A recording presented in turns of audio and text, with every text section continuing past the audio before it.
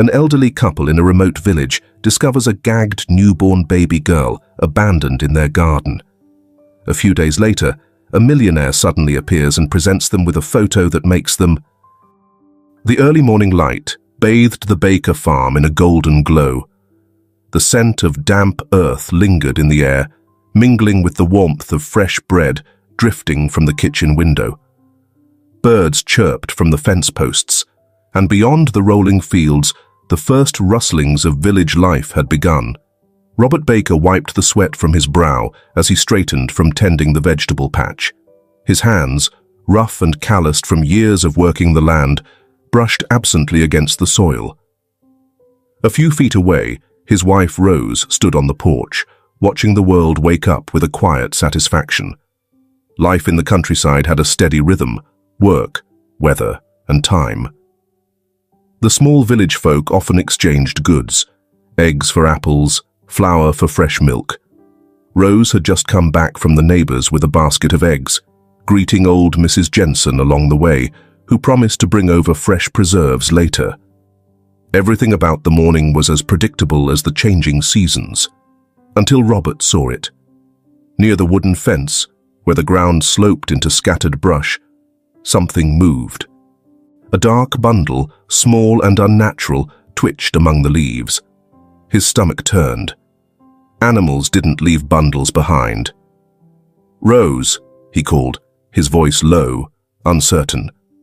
From the porch, Rose looked up, one hand brushing the wrinkles in her apron. "What is it?" Robert didn't answer right away.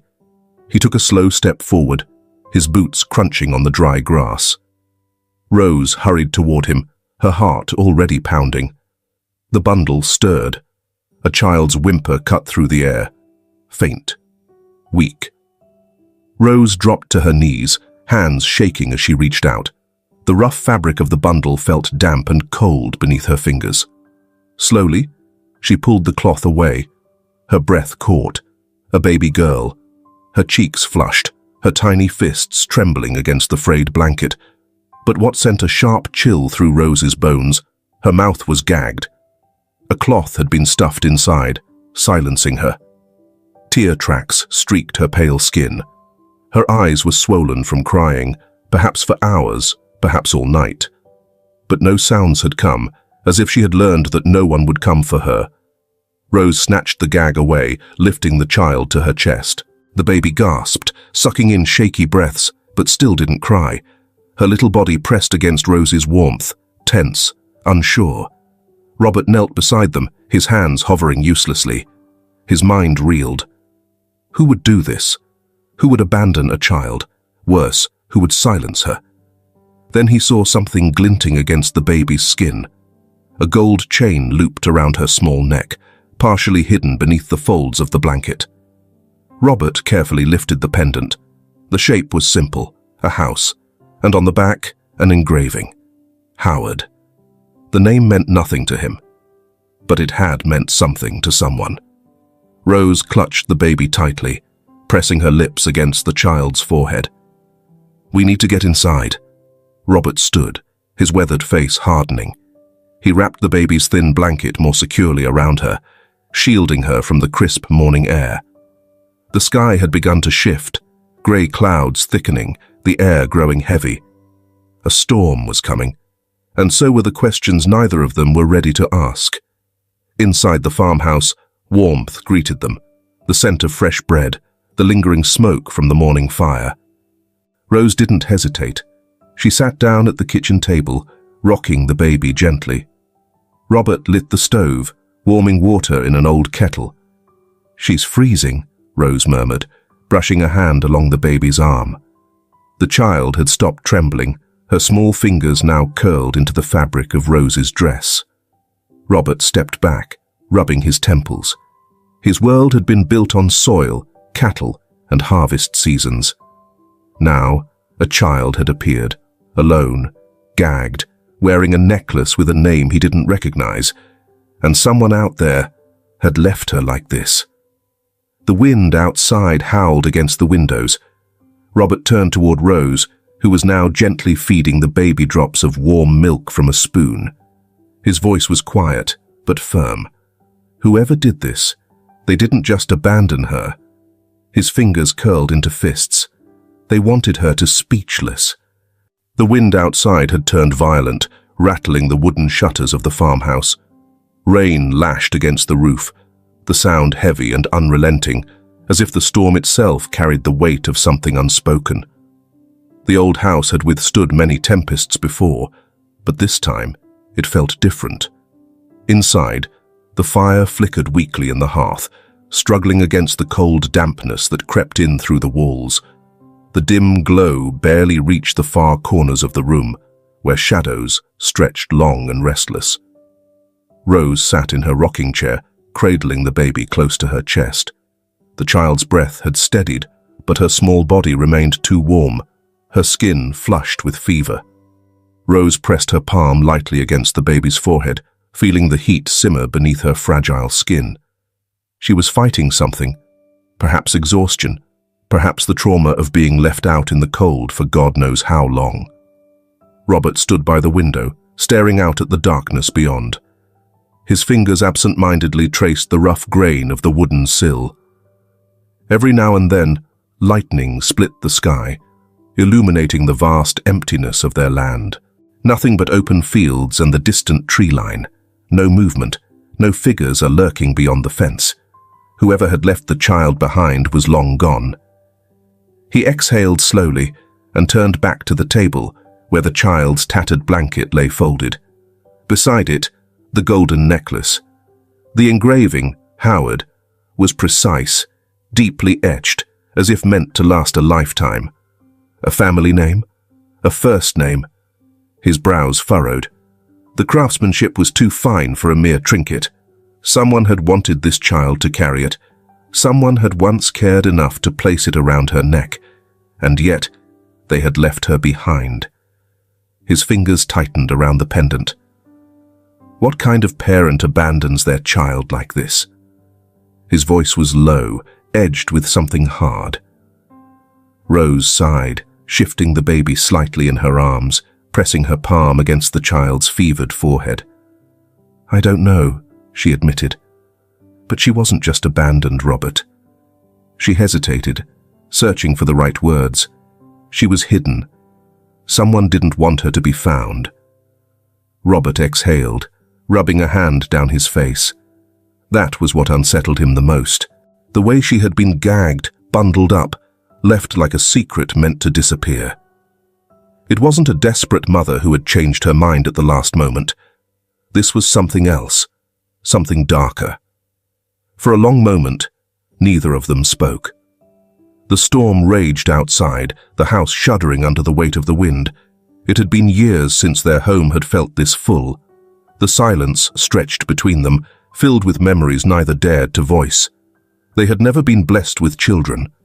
It was something they had come to accept, painfully, quietly, in the way people who have long since learned that some things are simply not meant to be. Their home had always been just the two of them, their days filled with the predictable rhythm of tending the land, feeding the animals, trading with neighbors. Steady, predictable, empty. And now, in the midst of a storm, a child had been placed in their hands. A helpless, feverish child who, despite the mystery surrounding her, despite the fear gnawing at the edges of their thoughts, felt like something they had been waiting for without even knowing it. Rose adjusted the blanket around the baby, her voice softer when she spoke again. Maybe she's here for a reason." Robert turned toward her, his expression unreadable. "What are you saying?" Rose met his gaze, the shadows from the firelight flickering in her eyes. "Maybe we're meant to take care of her." For a moment, Robert said nothing. He looked back down at the pendant in his hand, running his thumb over the engraving. Howard. They didn't know who she was. They didn't know where she had come from, but she was here, and they couldn't turn their backs on that. The thunder rumbled again, shaking the walls, but this time Robert barely noticed. The morning mist hung low over the fields, curling between the wooden fence posts like a lingering whisper. The storm had passed, But the land still carried its weight, the air thick with damp earth, the scent of wet grass clinging to the breeze. The farmhouse, usually humming with the quiet sounds of rural life, seemed oddly still. Robert pulled on his coat, feeling the chill settle into his bones. He had always been an early riser, but today there was an unease he couldn't quite shake. The child, the nameless baby now sleeping soundly in their home, had been at the forefront of his mind since they found her. Every time he closed his eyes, he saw that golden pendant, the word Howard, etched deep as if it had meant something. Rose stood by the stove, her hands busy kneading dough for the morning bread. The baby lay in a small makeshift crib by the fire, tiny fingers twitching in restless dreams. Rose had barely let the child out of her sight, tending to her as if she had always belonged here. Robert watched his wife as he adjusted his hat. She had taken to the child quickly, instinctively. He envied that. His love had always been quiet, measured. He had never been the type to know how to soothe a crying infant or hold one with effortless ease. But Rose. She had taken the baby into her arms as if she had been waiting her whole life for her. "I'm heading to the woods for firewood," Robert said finally, adjusting the strap of his axe. Rose turned, dusting her hands on her apron. "You sure?" The ground still wet from the storm. He nodded. "We'll need the wood before another cold front comes through." She hesitated before stepping closer, pressing her hands against his coat in that familiar way she always did before he left the house. "Be careful," she murmured. Robert gave a small smile, one of those rare, quiet gestures he reserved only for her. "I always am." The baby shifted in the crib, making a soft noise, barely more than a sigh. Robert glanced at her once more before stepping outside. The village path was slick with mud, the trees still heavy with lingering raindrops. As Robert walked toward the woods, he passed by old Mr. Jenkins, who was leading his mule down the road. "Morning, Robert," the old man greeted, his voice rough from years of tobacco smoke. "Storm hit your farm hard?" "Not too bad," Robert replied. "Lost a few fence posts. Could have been worse." Jenkins nodded, adjusting his hat. "You heading to the woods?" Robert glanced toward the tree line. The mist still clung to the branches, the air unusually quiet, almost too still. "Yeah," he said. "Need some firewood before the next cold snap." Jenkins gave him a knowing look. "You watch yourself. Foxes have been acting strange lately. Got one that wandered right up to my doorstep yesterday, eyes wild as the devil." Robert gave a small chuckle, though the unease in his chest remained. "I'll keep an eye out." They parted ways, and Robert continued toward the forest. The trees stretched high overhead, their branches tangled like grasping fingers. Normally, Robert found peace in the quiet of the woods, in the rhythm of his axe swinging against bark. But today, something felt wrong. It was too quiet. No birdsong, no rustling of small creatures in the underbrush. Just silence. He moved deeper, boots sinking slightly into the damp earth, and then he saw her. At first, she looked like just another fallen branch, another shadow among the ferns, but as he stepped closer, his breath hitched. A woman's body. She was sprawled across the clearing, her dress torn, skin ghostly pale against the dark soil. Her hair, damp from the storm, clung to her face in tangled strands. But it was the wound in her chest that made Robert's stomach turn. A deep, precise stab wound, right over the heart. Murder.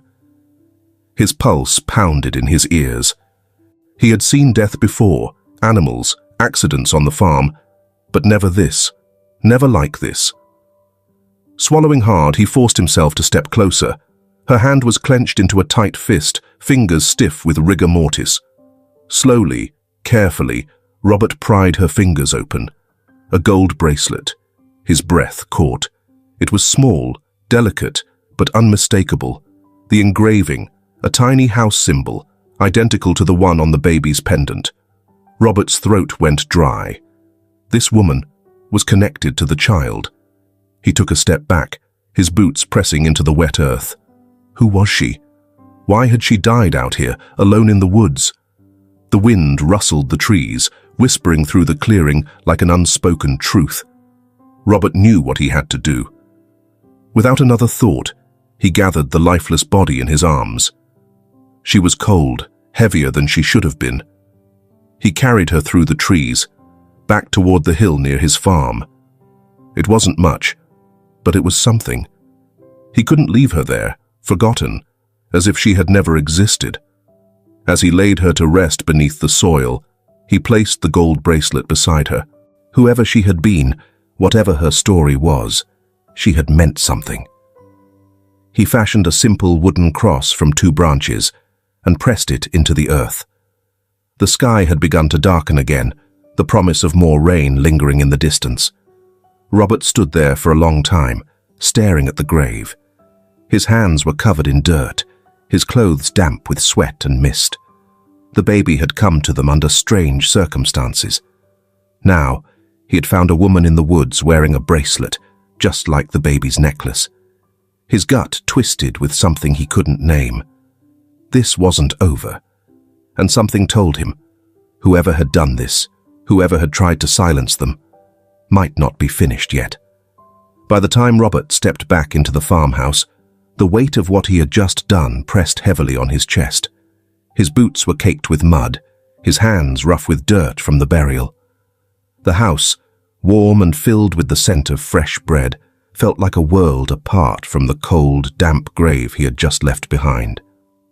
Rose was at the kitchen table, rocking the baby gently in her arms. She looked up the moment he entered, her gaze searching. She could tell something was wrong before he even spoke. Robert exhaled slowly, setting his hat down. "I found a woman," he said, his voice quieter than usual. Rose stilled. "A woman?" "In the forest," he continued, rubbing his hands together as if trying to rid them of something invisible. "She was dead, Rose, stabbed right through the heart." The room seemed to shrink with the weight of his words. Robert sat down across from her, his elbows resting on the worn wooden table. She had a bracelet, just like the baby's pendant. Rose's lips parted slightly, but she said nothing. She only pulled the baby closer, her arms tightening around the small, sleeping form. "We need to call the police," she murmured finally. Robert nodded. He had already thought the same. An hour later, he stood by the old landline, listening as the sheriff sighed on the other end. "We'll send someone to take a look," the man said, his tone laced with doubt. "But I'll be honest with you, Robert. This town is too far out. If no one's reported a missing person, we might never get answers. Especially after a storm, many traces may have been erased." Robert clenched his jaw. They had to try. Because now, more than ever, it was clear that someone had wanted this woman to disappear. The autumn air had grown crisper, the leaves on the old oak tree outside the farmhouse turning a deep amber. 1 month had passed since the night Robert and Rose found the baby near the fence. The days had fallen into a strange, new rhythm, one neither of them had expected, but had embraced nonetheless. Their once quiet home was now filled with the soft sounds of infancy, the rustle of tiny movements, the occasional gurgle, the rhythmic pattern of breathing as she slept. And somewhere along the way, Rose had begun calling her Amy. "It suits her," she had said one evening, stroking the child's fine, dark hair. "She needs a name, Robert. We can't just keep calling her the baby." Robert had only nodded, watching as Amy curled her tiny fingers around Rose's thumb, her grip surprisingly strong. Now, a month later, Amy had grown stronger. The fever had faded, her once fragile limbs filling out with the warmth of steady meals and care. Her eyes, once dull with exhaustion, now followed Rose with quiet curiosity. She had settled into their lives so naturally that Robert sometimes forgot just how she had come to them, left out in the cold, gagged, wearing that golden pendant with the word Howard engraved on it.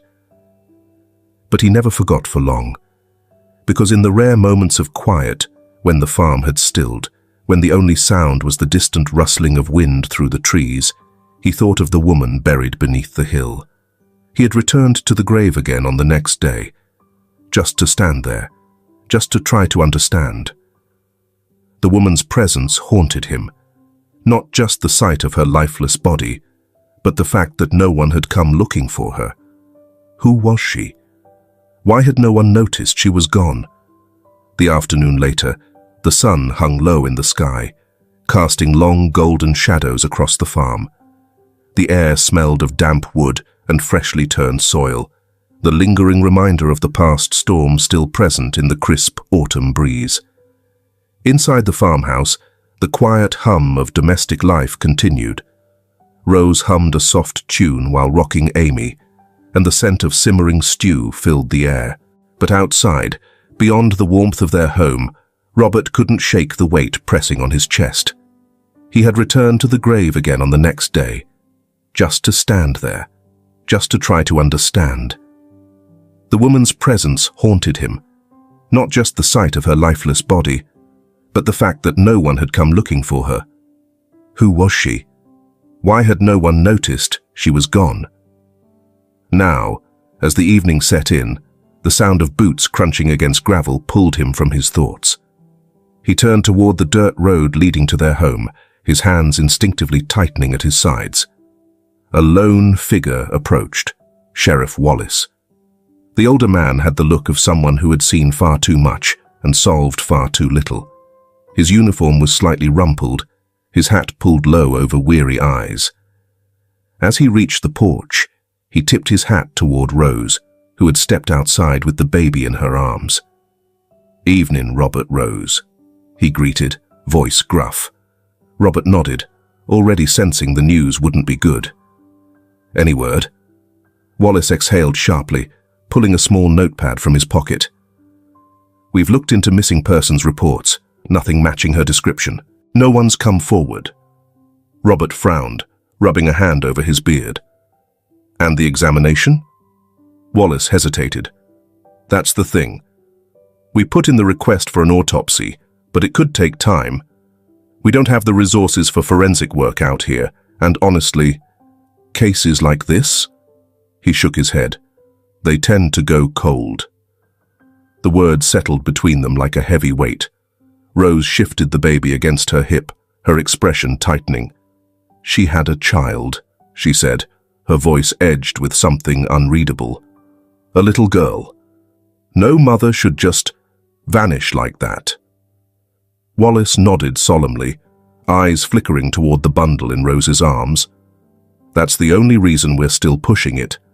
The baby changes things." A silence stretched between them, punctuated only by the distant sounds of birds settling in for the night.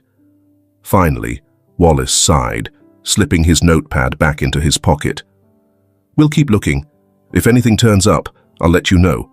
But—" He trailed off, glancing around the quiet farmland, as if taking in just how far removed they were from the rest of the world. Out here, sometimes people just disappear. The words sat heavy in Robert's chest. Wallace gave a small nod before tipping his hat again and heading back toward his car. The crunch of gravel under his boots was the only sound for a long time. Later that night, as the moon hung low over the farmhouse, Robert sat at the edge of the bed, staring at his calloused hands. Rose was already asleep, the baby curled against her side. The soft sound of their breathing filled the quiet space. And yet, he couldn't rest. The memory of the woman in the woods pulled at him, the weight of her body in his arms, the cold stillness of her skin, the way her hand had clutched that bracelet as if it had been her last desperate act. Somewhere, someone had wanted her gone, and maybe, just maybe, they weren't done searching. Then, deep in the woods, something moved, the crunch of leaves underfoot, the flicker of a flashlight weaving through the trees. Robert sat up, his breath catching in his throat. From the corner of the darkened room, Rose stirred. "What is it?" Robert didn't answer. He only listened. Footsteps. Too close. Then silence. His hand reached for the rifle leaning against the wall. Something, or someone, was out there. And they weren't just passing through. The cold had settled deeper into the land, the kind that lingered long after the sun had risen. The amber leaves of the oak tree outside the farmhouse fluttered restlessly in the early autumn wind, some breaking free and drifting to the ground in slow, spiraling motions. It had been weeks since Robert and Rose found Amy. The rhythm of their lives had shifted, molded itself around the baby in ways neither of them had expected. Rose, always steady in her ways, had taken to caring for Amy as if she had been born to it. The baby grew stronger by the day, her fever long gone, her small frame filling out with warmth and nourishment. She had begun to follow movements with wide, searching eyes, to grasp Rose's fingers and not let go. Robert watched, but rarely spoke about it. His thoughts were tangled with questions, some of which he wasn't ready to voice aloud. And yet, for all the changes inside their home, the outside world had remained silent. No reports of a missing baby, no mother searching for her lost child, no explanation for the woman buried beneath the hill, until the stranger arrived. The general store was always a quiet place, a small, simple building near the village's main road, where neighbors exchanged conversation as easily as they exchanged goods. That morning, however, the mood shifted. A man stepped inside, tall and well-dressed, but with a weariness that clung to him like an old grief. His hair was slightly unkempt, his face gaunt, as if sleep had become a distant memory. He carried himself with the stiffness of someone who had been walking too long without knowing where he was going. When he reached the counter, the shopkeeper hesitated, eyeing the man carefully. "Something I can help you with, sir?" The man swallowed, before pulling a folded photograph from his coat. He held it out, his fingers visibly unsteady. "I'm looking for my wife," he said, his voice rough and worn. "And my child." The shopkeeper took the photo, frowning. A woman with dark hair, a baby in her arms, a happy moment, frozen in time. But something about the image made the shopkeeper's throat tighten. "I don't know her," he said slowly. Then, hesitating, he added, "But you might want to speak with Robert Baker. He's out by his farm." Robert had been splitting wood when he heard footsteps approaching. He wiped the sweat from his brow, turning, only to freeze at the sight of the man standing before him. The stranger stopped a few feet away. For a moment, he simply looked at Robert, studying him, as if searching for something unspoken in the lines of his face. Then he reached into his coat, pulled out the photograph, and held it up. "This is my wife, Emma," he said, his voice hollow. "And my daughter." Robert's world tilted. His grip tightened around the axe handle, the weight of reality crashing down on him all at once. His eyes locked onto the image. It was her, the woman he had buried. He felt something deep inside him, a sickness, a grief that wasn't his own, but suddenly became unbearable. The man, Christian Howard, as he later introduced himself, was still speaking, his words unraveling in hurried desperation. "They've been missing," he said, his hands shaking now. "I was overseas for work. When I came back, they were gone. No sign of them anywhere. I've been searching for weeks." His breath hitched. "Please, have you seen them?" Robert couldn't answer. Not yet. Instead, he turned and began walking. Christian hesitated, then followed. They left the farmhouse behind, stepping into the cool, silent air of the hills, until they reached the grave. Robert stopped at the simple wooden cross. He didn't need to say a word. Christian knew. For a long, stretched moment, he just stared, as if his mind refused to process what was in front of him, as if, By standing there long enough, the truth might somehow change. If you hear this and feel sorry for Christian, please leave a comment, "Peace," below. Then, with a sharp breath, his knees buckled. The photograph slipped from his fingers, landing in the dirt. His hands trembled as they curled into fists. Then, slowly, he reached out, pressing his palms against the mound of earth, his body folding over it, his shoulders shaking. A sound left him then. Not quite a scream, not quite a sob, but something raw, something broken. Robert looked away, giving him a moment of privacy. A sharp, broken sound escaped Christian's throat, neither a sob nor a cry, just the raw, aching exhale of a man who had lost something he could never get back. Robert let him grieve. Because there was nothing left to say, he had found her. But she was already gone. Because for all the mystery surrounding Emma's death, this moment belonged to the man who had loved her. To the man who hadn't been there in time. The farmhouse stood quiet in the distance. Inside, Rose cradled Amy, rocking her gently.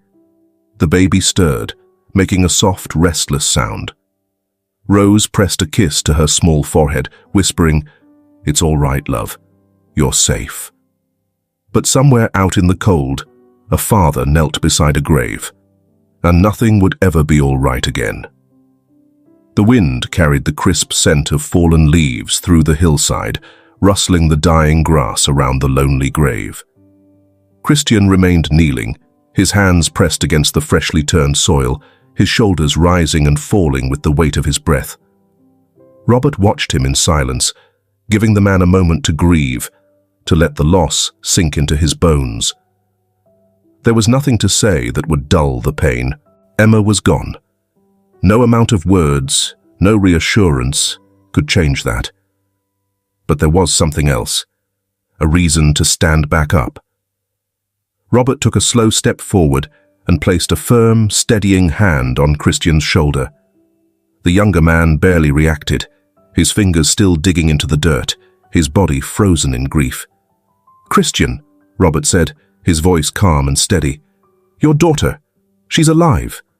That made him stir. Christian blinked, as if the words hadn't fully registered. His body tensed, his hands clenching against the soil before he slowly lifted his head. Robert gave his shoulder a small squeeze. "We found her. Month ago."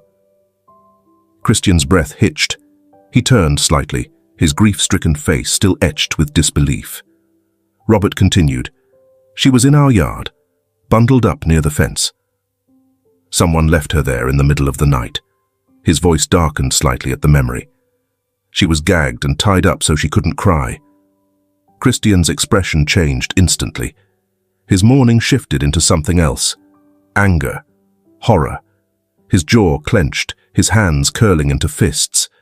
Robert let the words settle before adding, "But she survived. Rose has been caring for her ever since."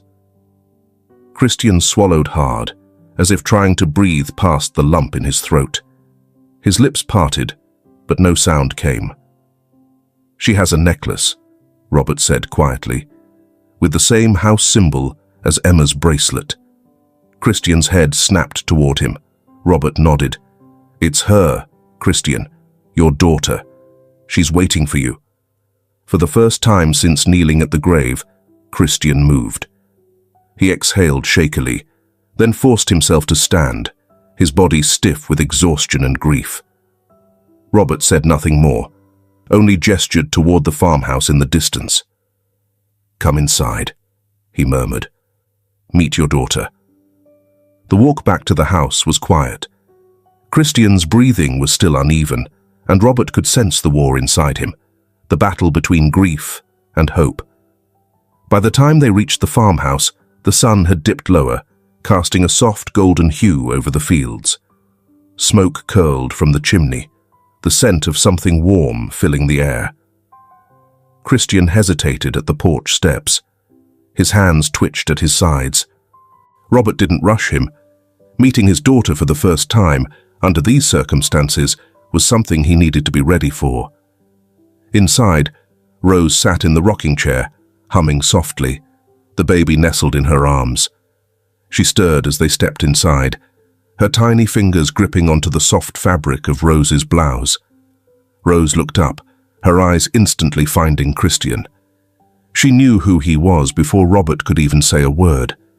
Her arms instinctively tightened around Amy, not in fear, but in quiet hesitation. Christian barely breathed. His feet remained rooted to the floor, his eyes locked onto the small child. "Amy," Rose whispered, as if introducing her to him. The baby shifted slightly, turning her head toward the unfamiliar voice. Christian stepped forward slowly, as if afraid to break the moment. His hands trembled as he lowered himself to his knees, bringing himself closer. Amy blinked up at him, her wide, curious eyes meeting his. She didn't cry. She simply stared. For the first time in weeks of endless searching, sleepless nights, and unanswered prayers, Christian found her, his daughter. His breath caught, his hands hesitating just inches from her tiny form. Then, barely above a whisper, he spoke. "Emma and I—" He swallowed hard, his voice breaking. "We hadn't even named her yet." Rose's lips pressed together, watching him carefully. After a pause, she murmured, "We've been calling her Amy." Christian closed his eyes for a moment, as if trying to absorb it. Then, with a shaky breath, he whispered, "Amy." Later that evening, Christian sat at the worn wooden table, his fingers rubbing against his temple. His body felt heavy. Exhaustion had settled deep inside him, the weight of everything crashing down all at once. Robert sat across from him, his hands folded. "Tell us what happened," Robert said. Christian exhaled, rubbing his face before leaning back against the chair. His voice was hoarse when he finally spoke. "I was overseas, a 2-month contract." His throat bobbed. "Emma and I talked every day. Everything was fine. Then, 2 weeks before I was supposed to come home, she stopped answering." His hands clenched into fists against his lap. "I thought it was just bad reception, or maybe she lost her phone. But when I got home, they were gone." Rose listened quietly, rocking Amy slowly. "No note," Christian murmured. "No signs of a struggle. Just gone." Robert frowned. "And no one saw anything?" Christian shook his head, frustration darkening his features. "The police barely took it seriously at first. They told me Emma probably left, that maybe she needed space." He scoffed, shaking his head. "Emma wouldn't just leave." He looked up then, his gaze sharp, filled with unspoken fury. "Someone took them." Robert and Rose exchanged a glance. "And now," Christian added, his voice lower, dangerous, "I know whoever did this didn't want Amy to be found." His eyes flashed with something darker. "They gagged her," Robert admitted quietly. "When we found her." Christian went still. The room fell into a heavy silence. His jaw clenched, his nostrils flaring as he fought the rising anger, the pure, unfiltered rage. "I'm going to find them," he murmured, his voice dangerously low. "Whoever did this." Robert didn't doubt him. And somewhere in the distance, in the darkened forest that had kept its secrets hidden for too long, the wind howled, as if something, or someone, was still watching. The morning sun filtered weakly through the windows of the farmhouse, its golden light failing to chase away the cold weight pressing down on Christian's chest. He sat at the worn wooden table, elbows resting against the surface, fingers pressing into his temples. His body felt like it hadn't known rest in weeks. A child's soft murmur broke the silence. He looked up. Across the room, Rose sat in her rocking chair, holding Amy close. His daughter. She was awake now, her tiny fingers wrapped around one of Rose's. So small, so unaware of the world that had nearly stolen her away. Christian exhaled, steadying himself. He couldn't afford to crumble. Not now. For the past few days, Christian had barely left Amy's side. He had never imagined his introduction to fatherhood would be like this. His wife gone, his child nearly lost to him. But he refused to waste another second. He was learning Amy's rhythms, the way she scrunched her nose when she was about to wake, the quiet gurgle she made when Rose hummed to her, the way her tiny hands reached out instinctively for warmth. And though she didn't yet recognize him, he would wait. He would earn his place in her life. Still, no amount of love could quiet the storm raging inside him. Someone had stolen Emma's life. Someone had taken his child and left her to disappear. And he would find out who. Christian leaned forward, his fingers laced together. I need to hire someone, a private investigator. Robert, seated across from him, nodded. A smart move. He paused. You should also check with the sheriff. See if they can pull any footage from cameras around town. If Emma was being followed, maybe they caught something. Christian's jaw tightened.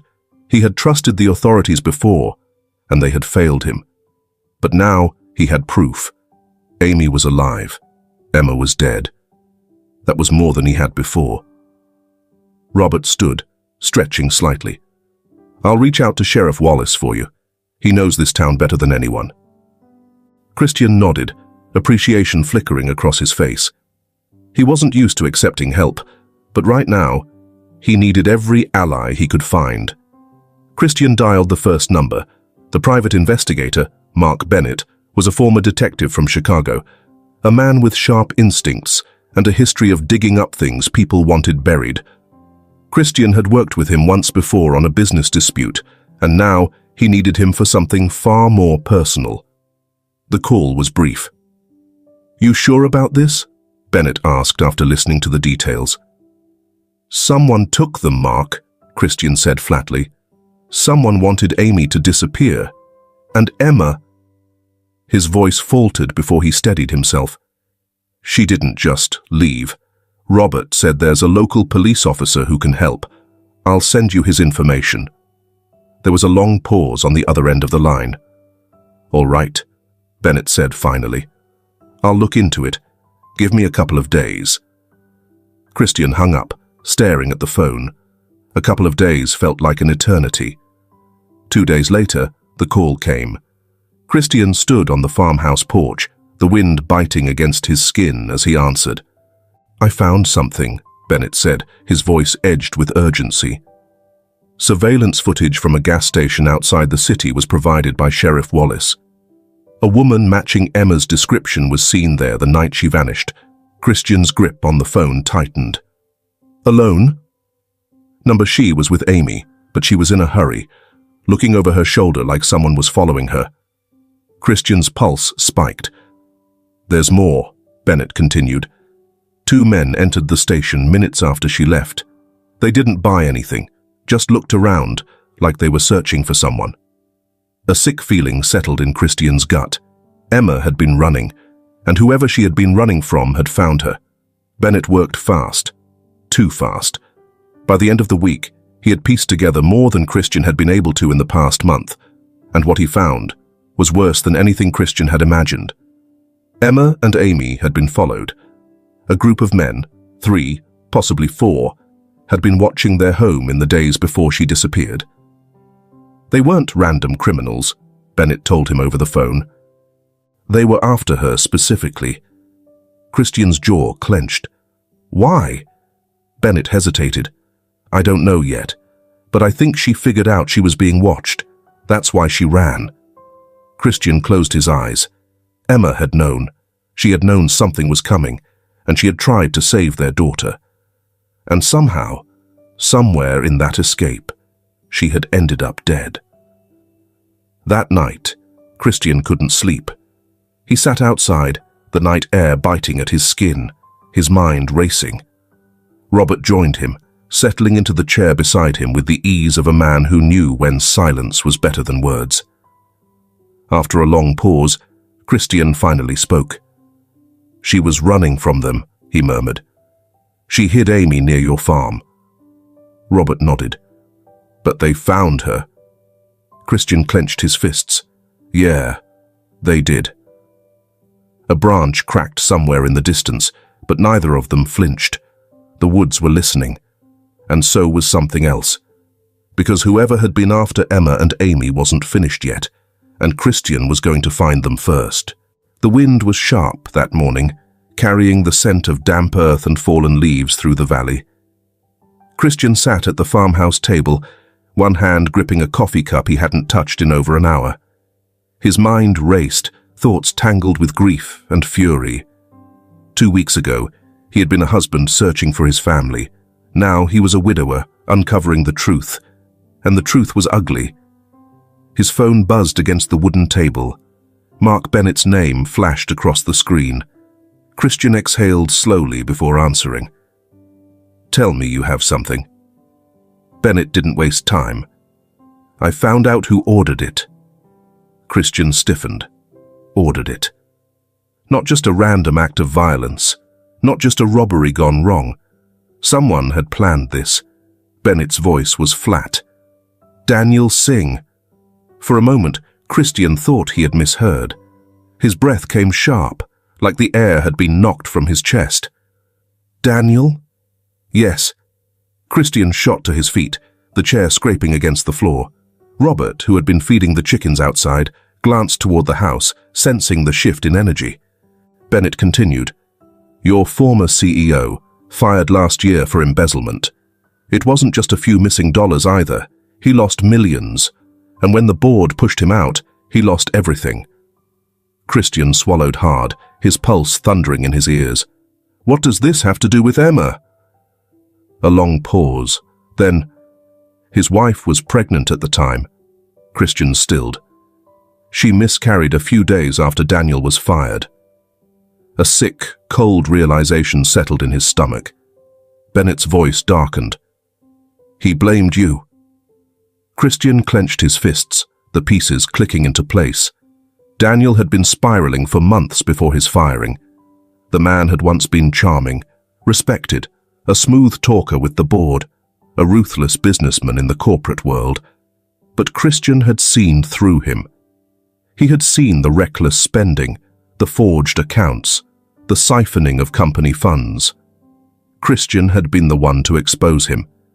And Daniel had lost everything, his career, his wealth, his child. And in his twisted, broken mind, he had decided that Christian needed to lose the same. Bennett's voice was tight. Emma and Amy were never supposed to die. Christian felt sick. What? The plan wasn't to kill them. Singh just wanted to take them, make you suffer like he did. But the men he hired... Bennett hesitated. They weren't professionals. They were violent. Christian's jaw clenched so hard it hurt. Emma fought back. Bennett continued. She must have realized what was happening and ran. She tried to escape with Amy. She almost made it, Christian. Almost. But they caught her. And when she resisted, when she fought for her life and her child's, they killed her. Christian's vision blurred, his breath coming in uneven bursts. His wife had died alone in the woods, bleeding out in the dirt, her last act to save their daughter. He squeezed his eyes shut. His nails dug into his palms so hard they left half-moons in his skin. Christian. Bennett's voice was softer now, but firm. "I know where Daniel is." Christian inhaled sharply. "Where?" "Chicago. He's laying low, but he's not hiding. He doesn't think anyone will connect him to this." A pause. "We can fix that." A dangerous path. That night, Christian sat outside the farmhouse, staring at the vast open land before him. Robert joined him, lowering himself onto the wooden steps. Neither of them spoke for a long time. Finally, Robert sighed. "You found him, didn't you?" Christian didn't answer right away. His jaw was tight, his hands gripping his knees. "I know who did it." His voice was controlled, but there was something beneath it, a storm barely held at bay. Robert nodded slowly. He wasn't a man who pried, but he had seen that look before, a man standing at the edge of something dark. "You gonna let the police handle it?" Robert asked. though he already knew the answer. Christian exhaled harshly, shaking his head. "You think a man like Daniel Singh leaves loose ends?" Robert leaned back against the railing, studying the younger man. He had seen many kinds of men in his life, but the ones who carried the weight of loss, the ones who had nothing left to lose, were the most dangerous of all. "Just don't lose yourself in this," Robert said finally. Christian didn't reply. He had already lost everything that mattered, and now it was Daniel's turn. The Chicago courthouse loomed over the city, its grand stone facade standing as a silent witness to the justice sought within its walls. The wind carried the scent of damp pavement and autumn leaves, but inside the courtroom the air was thick with tension. Christian sat at the prosecution's table, his hands clenched together so tightly his knuckles had turned white. This was it. Robert sat beside him, his presence steady and grounding. Today, he was not just a witness. He was the man who had found Emma's body, who had cared for Amy, who had unknowingly become part of Christian's fight for justice. The courtroom door opened, and the bailiff called the session to order. Then, they brought Daniel Singh in. Christian's entire body went rigid. Daniel looked nothing like the powerful executive he had once been. His expensive suits were gone, replaced with the standard beige uniform of an inmate. His hair had thinned, and there were deep lines carved into his face, but the arrogance remained. He scanned the room, eyes lingering briefly on Christian, and then on Robert. A flicker of something crossed his face. Recognition, maybe even amusement. Christian's jaw locked.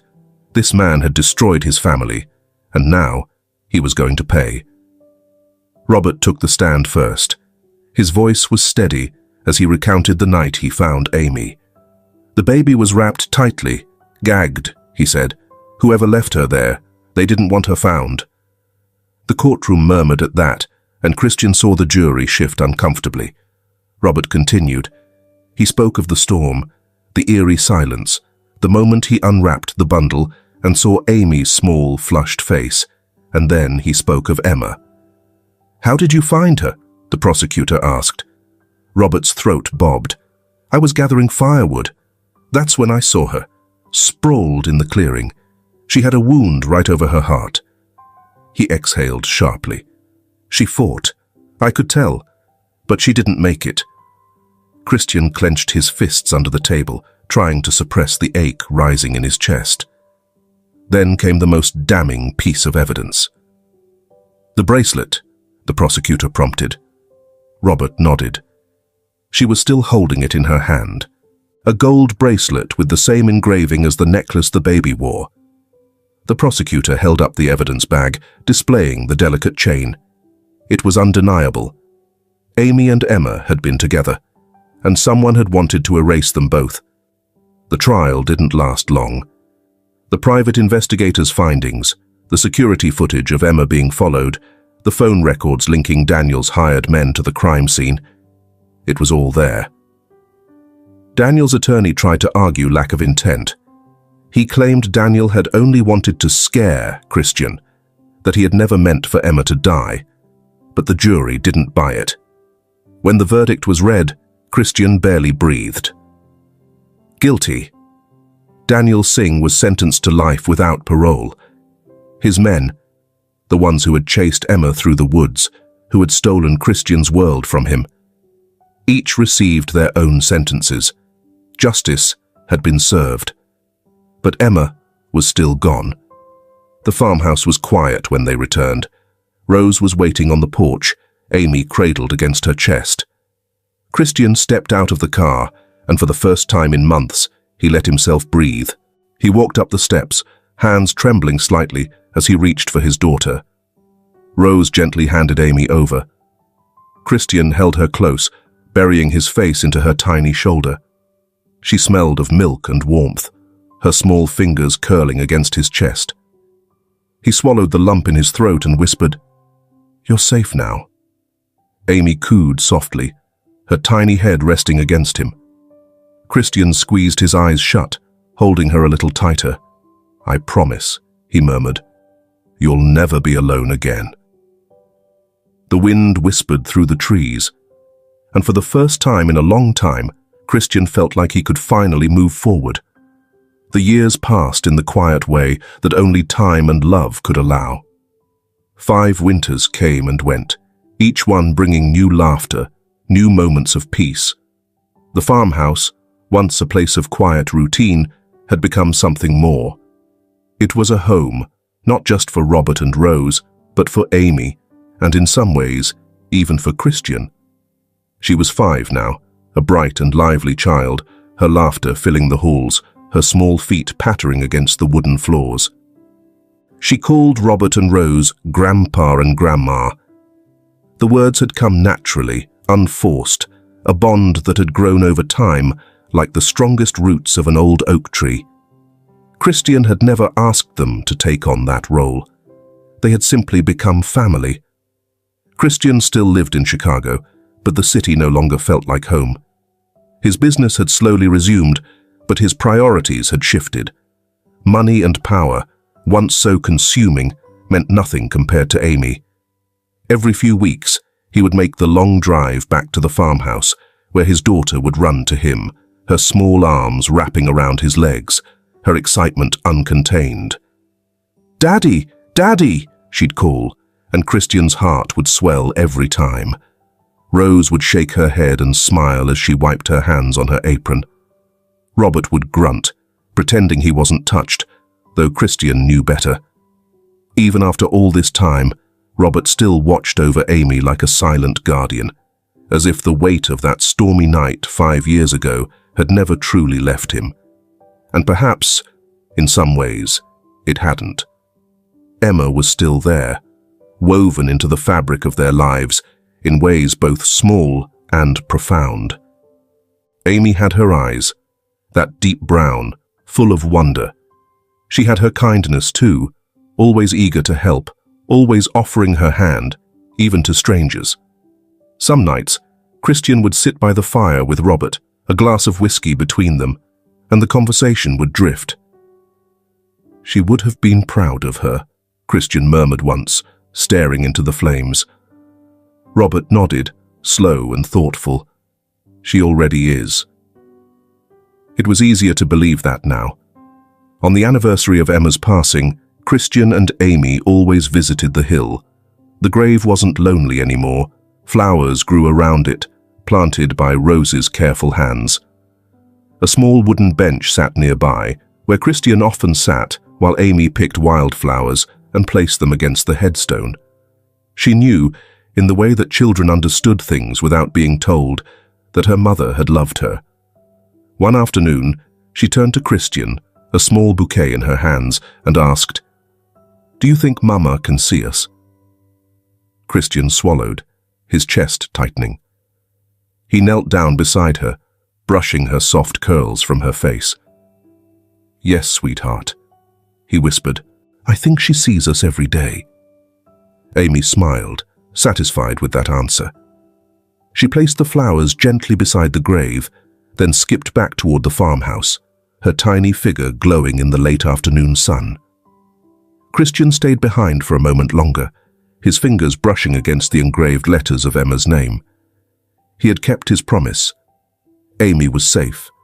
She was loved. And no matter how much time passed, Emma would always be with them. As the evening settled over the land, Christian stood on the farmhouse porch, watching Amy chase fireflies in the yard. Robert rocked slowly in his chair, a quiet contentment in his expression.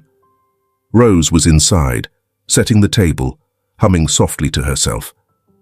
For so long, Christian had thought revenge would bring him peace, but it wasn't justice that healed him. It was this life, this family, this home filled with laughter. As Amy ran up the steps, giggling, Christian scooped her into his arms, pressing a kiss to her forehead. "Time for bed, little one," he said, carrying her inside. The past would never fully leave them. But at last, the future felt brighter. The air was crisp, carrying the scent of autumn leaves as Christian and Amy walked up the familiar hill. The sun hung low in the sky, casting a golden glow over the fields, stretching their shadows long against the earth. Amy, now 6, walked beside her father, her small hand wrapped tightly around his. In her other hand, she held a small bouquet of fresh flowers, daisies, lilies, and a single rose, carefully picked from the farmhouse garden. Christian exhaled slowly as they reached the headstone. Emma Howard. For years, he had stood here in silence, aching with loss, weighed down by grief. But now, there was something lighter in the air. Not absence, not sorrow, but presence. Amy knelt down, arranging the flowers neatly against the stone. "Hi, Mama," she said softly, smoothing the petals. "I miss you." Christian's throat tightened. "She'd love that," he murmured, kneeling beside her, brushing a few fallen leaves away. Amy tilted her head, thoughtful. "Do you think she misses me too?" Christian smiled, pressing a kiss to the top of her head. "Every day, sweetheart." Amy nodded, satisfied, then glanced up at him. Her dark eyes, Emma's eyes, studied him with quiet curiosity. "Daddy," she said, her voice unusually serious. "Are you lonely?" Christian stilled. It wasn't a question he had expected. For a long time, the answer had been yes, painfully, overwhelmingly yes.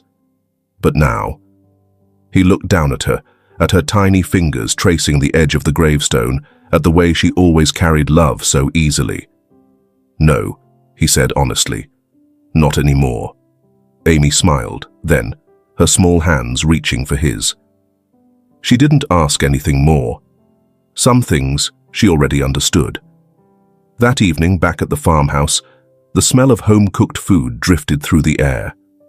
Robert sat on the porch, rocking slowly, while Rose stood at the stove, humming a soft tune.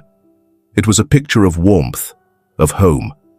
Christian sat beside Robert, watching Amy chase the last flickers of daylight across the yard. Robert, who had been quiet for most of the evening, finally spoke.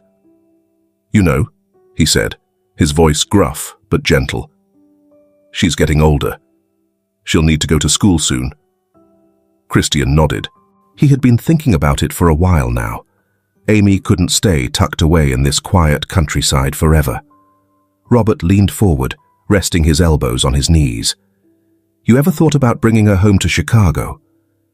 Christian looked out at the fields, at the only home Amy had ever known. "I have," he admitted, "but I won't force her." Robert hummed in approval. As if sensing their conversation, Amy suddenly ran up the steps, panting, her cheeks flushed from play. "Grandpa," she chirped, throwing her arms around Robert's legs. Robert chuckled, patting her head. "What's got you so excited?"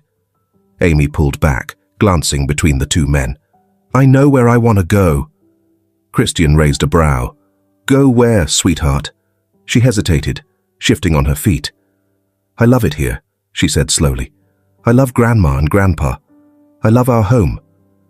Robert smiled, pride flickering in his eyes. "But..." Amy's gaze flickered to Christian. "When I turn 6, and I have to go to school..." She took a deep breath. "I want to go to Chicago with you, Daddy." Christian felt something tighten in his chest. Amy continued, her voice firm but sweet. "I want to see where you live. I want to go to school there. But..." She turned to Robert and Rose, her lips curling into a smile. "I'll visit all the time. I promise." Rose, who had been listening from the doorway, placed a hand over her heart. "Oh, sweetheart." Robert only nodded, as if he had already known what she would say. "You've got a home here whenever you want, little one." Amy beamed, turning back to Christian. "Is that okay, Daddy?" Christian swallowed the lump in his throat and nodded. "Of course, sweetheart. Whatever you decide." Amy's arms wrapped around him in an instant, her small body pressing against his. And just like that, the decision was made. A new chapter was beginning. As the sky darkened, the family sat together at the dinner table, laughter filling the space between them. The scent of fresh bread, roasted vegetables, and warm cider mingled in the air, wrapping around them like a familiar embrace. Christian watched Amy chatter excitedly about her plans for school, about the things she wanted to do, about the future that lay ahead of her. He glanced at Robert and Rose, at the people who had given his daughter a home when she had nowhere else to go. He met Robert's gaze and silently, gratefully, nodded. Robert only grunted, cutting into his roast. But there was understanding in his eyes, and Christian knew he would never be alone again. A week later, Christian and Amy stood at the hill one last time before heading back to Chicago. Amy laid fresh flowers against the headstone, carefully, gently, like she always did. Christian knelt beside her, wrapping an arm around her small shoulders. "We'll be back soon," he promised. Amy nodded. "Bye, Mama." She reached for Christian's hand as they walked down the hill, back toward the farmhouse, back toward the future. The sky glowed golden. The scent of home-cooked food drifted from Rose's kitchen. Love remained. Life moved forward. And at last, they were ready. If this film touches your heart, leave your mark with a like, and don't forget to subscribe to our channel to explore more meaningful stories with us. And if you enjoyed this story, please share it with your friends on WhatsApp. And now, share your feelings with us and tell us your own stories. Every word you share is a building block that helps create our strong and enduring community. Together, we'll create a warm space where everyone can share and connect. Finally, don't miss the incredible stories coming your way soon. We're always here to bring you the best selections, full of deep values yet entertaining. See you there.